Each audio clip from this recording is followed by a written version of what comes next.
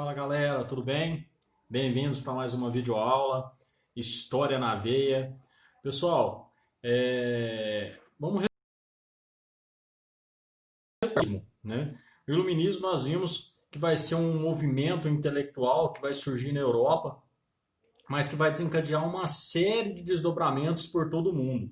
E hoje nós vamos ver, o foco da nossa aula de hoje é o Iluminismo quando ele chega na América, né? Então o foco da nossa aula hoje vai ser os desdobramentos das ideias iluministas, né? Então o movimento intelectual, século XVIII, né, principalmente na França, onde vai alimentar, vai ganhar força esse movimento, mas ele tem raízes, né, como já foi apresentado para vocês em aulas anteriores, ele tem raiz lá na Revolução Científica, né? Todo o processo em que o homem vai se desprendendo do ideal religioso, vai avançando frente às ideias teocêntricas, né? Esse movimento acaba desaguando, acaba culminando na Revolução Francesa, né, e outras revoluções que vão acontecer na Europa, né?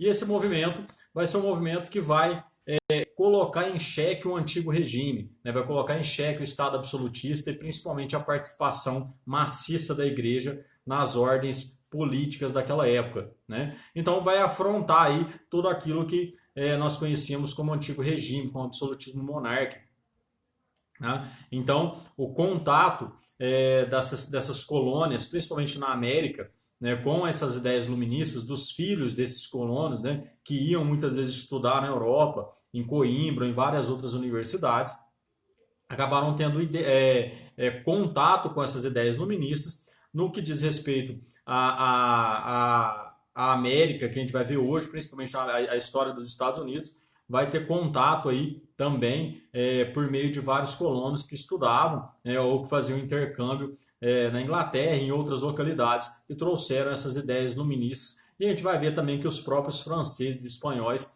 também vão apoiar o movimento que vai se desenrolar aqui na América, nas chamadas 13 colônias. Tá? É um movimento que vai inspirar essas colônias a se libertarem de todo das metrópoles, ou seja, se tornarem livres, né, com regimes mais participativos, com menos autoritarismo, né, com maior liberdade de comércio, maior liberdade de expressão, que na verdade o iluminismo vai trazer no seu seio também uma série de ideias burguesas, né? Então é nesse bojo aí que tudo isso vai fazer com que essas ideias de independência, as aspirações de liberdade pudessem alimentar aí o ideário dessas colônias há tempos exploradas pelos europeus, né? Então, os movimentos, num momento, né, apesar de terem todo esse cunho, né, eles não tinham a ideia inicial, né, de se tornar livres de imediato, mas eram movimentos de contestação, que queriam um afrouxamento das regras e das imposições que eram sobrepostas às colônias, né, principalmente no que diz respeito a impostos, a leis, a punições, né, a forma com que toda a estrutura funcionava, tá? Mas são a partir desses movimentos que vai resultar toda a luta pela independência. São o estopim, né? Então, alimentados por essas ideias luministas, pela ideia das luzes, da razão, da busca pela liberdade, é que esse movimento de independência na América vai ganhar força, tá? Principalmente a partir do momento em que os Estados Unidos de fato vão conseguir a sua liberdade, né? Vão conseguir de fato a sua independência, certo?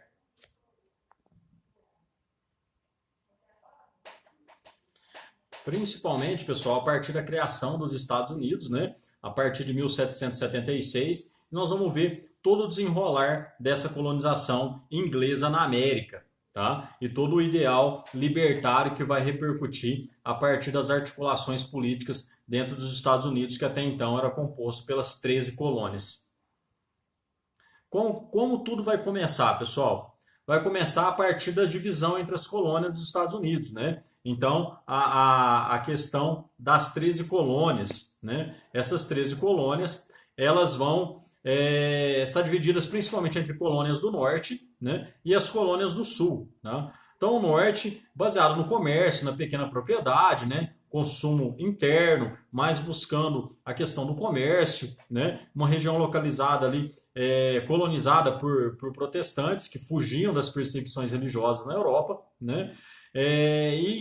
Essa colonização vai ter características de povoamento. Que características seriam essas? Esse pessoal que veio para cá veio com a intenção de transformar essa nova terra num lugar de morada, ou seja, num lugar onde fixariam residência de uma forma definitiva, não apenas no caráter de tirar daqui as reservas minerais, a todas as riquezas, né? Mas no sentido propriamente dito de fazer daqui uma terra que pudesse ser próspera, uma terra que pudesse dar a eles o sustento necessário para viver uma vida digna.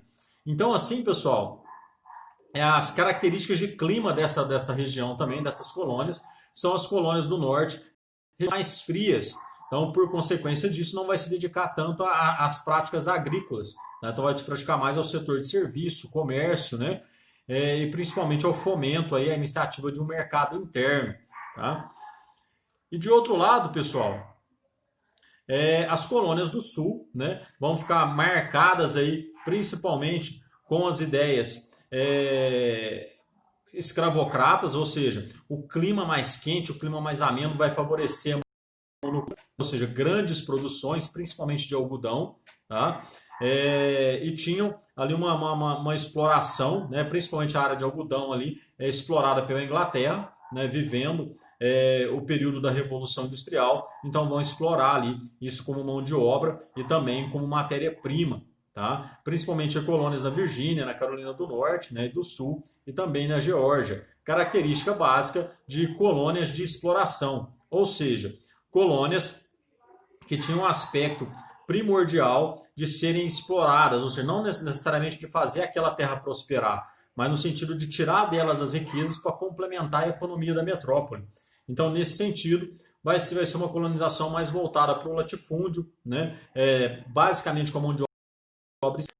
E a dica de filme muito bacana desse período aqui, tá? Que é um filme chamado Django Livre. Esse filme está disponível na Netflix, que ele vai contar a história, né, de um escravo recém-liberto que vai buscar a sua esposa nas fazendas de algodão e vai mostrar a questão da escravidão nesses Estados Unidos aí, nessas 13 colônias que depois vão originar os Estados Unidos. Tá? Muito interessante o filme, vale a pena conferir, disponível lá na Netflix.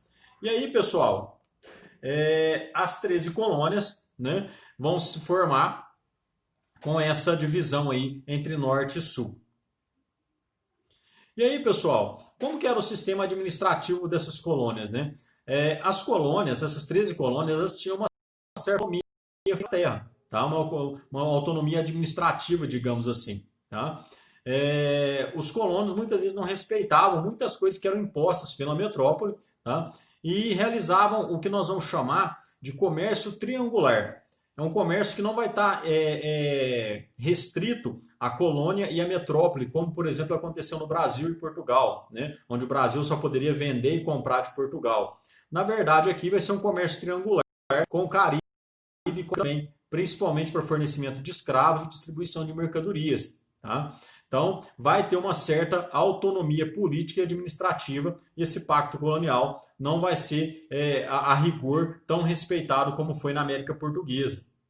Tá? E aí é o que nós podemos chamar de comércio triangular, né? A Nova Inglaterra, as Antilhas e a África, né, compondo aí esse comércio triangular, desde mercadoria, matéria-prima, até a questão de mão de obra escrava vinda do continente africano, certo?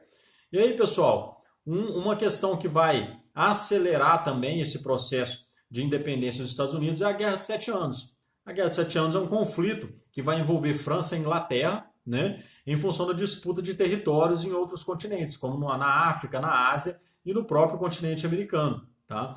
Então a Inglaterra vai sair vencedora, né, e é a partir da Guerra dos 7 Anos que a Inglaterra vai se lançar como grande potência do mundo ocidental.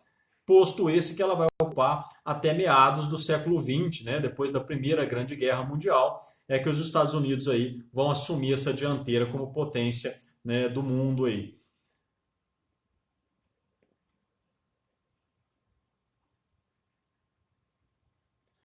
E a Inglaterra vai estar bem endividada com a questão da guerra, tá? Dessa guerra dos 7 anos. E aí ela vai impor uma política tributária bastante rigorosa frente às suas 13 colônias americanas, justamente para cobrir os gastos provenientes dessa guerra, tá? Para suprir essa crise, quem vai pagar as contas naturalmente seria as colônias inglesas, né, aqui na América, que depois vão resultar nos Estados Unidos. E aí, pessoal, pouco antes da independência, algumas situações, né, vão agravar esse quadro, como por exemplo a Lei do Açúcar, tá, de 1704. A Lei do Açúcar vai reduzir, né, o imposto aí, sobre o melaço, sobre o açúcar, vai aumentar o imposto sobre o café, sobre roupas, vinhos, artigos de luxo, foram aumentados. E aí os ingleses vão passar a exigir, né, o cumprimento, proibindo aquele comércio triangular, ou seja, querendo maximizar os lucros de produção aqui da América, tá? Então os colonos revoltados, né, os americanos, os produtos ingleses.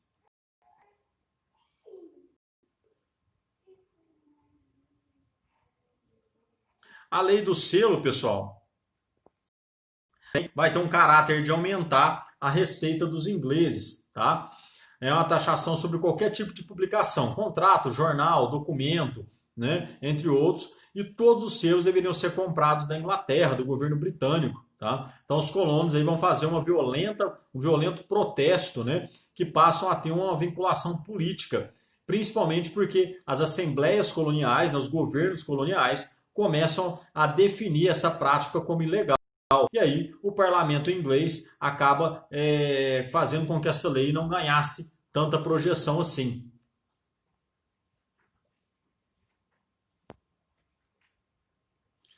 E aí, pessoal, as leis de Townshend, elas também vão ter uma repercussão bastante interessante, haja vista que elas também vão impor uma série de restrições, né, como impostos ali sobre o vidro, sobre o chá, né, sobre a tinta, chumbo, tudo isso seria reajustado. Tá? E várias mudanças na política na colônia. Os governadores das 13 colônias passariam a ser pagos com dinheiro da metrópole. Né? Os colonos vão se manifestar, o governo inglês recua, né? Com exceção do imposto do chá. Né? Os colonos então vão passar a boicotar o chá trazido da Companhia dos Comércios das Índias Ocidentais, fato que a gente vai ver agora, tá? Que vai resultar na festa do chá, ou incidente do chá, que é o episódio que vai ficar conhecido, tá? Por quê? Essa revolta ela realmente vai ficar, né, todo esse tempo sendo o estopim, sendo o início de todo o movimento. Tá? A lei do chá determinava que as 13 colônias deveriam, né, comprar o chá vendido pela Companhia das Índias Orientais. Tá? Então, essa ação aí vai levar vários colonos, tá, a invadir o porto de Boston e jogar no mar mais de 340 caixas de chá. Tá? Então, esse acontecimento aí vai ficar conhecido como a Festa do Chá de Boston. Né? E aí, pessoal, além disso, os ingleses vão cada vez mais procurar cercear os direitos dos colonos, né? A partir da lei de coerção, ou chamadas também de leis intoleráveis, vão fechar o porto de Boston, né, até o pagamento da Inglaterra pelos gastos com a festa do chá. Vai ter uma outra lei bastante controversa também, que ela vai ser a lei do aquartelamento ou lei da hospedagem, tá? Que ela vai fazer com que as famílias dos colonos recebessem e hospedassem em suas casas os soldados britânicos quando assim fosse exigido pelo governo. Tá? Então, dessa forma, vai fazer com que cada vez mais essas colônias perdessem a sua autonomia. Tá? Essas leis intoleráveis aí vai culminar com toda essa repressão, né? Principalmente aí impedimento de toda e qualquer manifestação pública contra a metrópole, né? Que todos os julgamentos de crimes cometidos em território americano fossem a critério de autoridades britânicas, tá? Que os colonos estavam obrigados a proporcionar alojamento, né, que é o que nós falamos anteriormente, a ampliação do território canadense, né, a colônia de Massachusetts foi ocupada por tropas do exército britânico. Então, ou seja, uma série de medidas bem restritivas. Né? E aqui eu fiz um apanhado geral dessas principais leis, né, para que vocês possam ter um conhecimento acerca delas de uma forma mais simplificada. Né? A lei do açúcar, né? Que vai aumentar os impostos aí sobre uma série de itens. A lei da moeda, que vai para o papel moeda nas 13 a lei do selo, né, que nós falamos anteriormente, a lei da hospedagem, que determinava que os colonos deveriam abrigar aí os soldados, e os atos de Tauchet, que vai aumentar os impostos, né, sobre alguns itens também.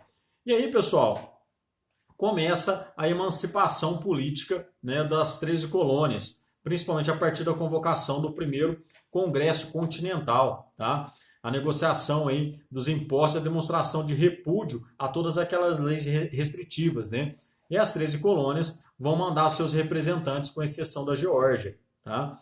Em 1775, continua com o segundo congresso, tá? Para lutar pela emancipação, e forma-se assim, né, as tropas continentais, preparadas ali de uma forma bem inesperada e clandestina. Né? Aqui, né, é o local onde foi realizado o Congresso da Filadélfia, né? Onde foi declarado ali a independência dos Estados Unidos em 4 de julho de 1776.